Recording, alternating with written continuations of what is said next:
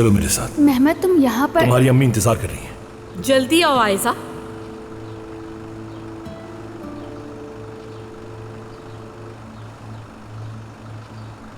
गुलशा साहिबा, अब आपकी तबीयत कैसी है?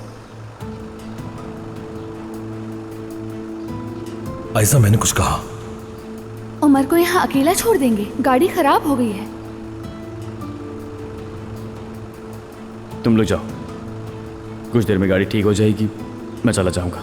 लेकिन आयजा, चलो।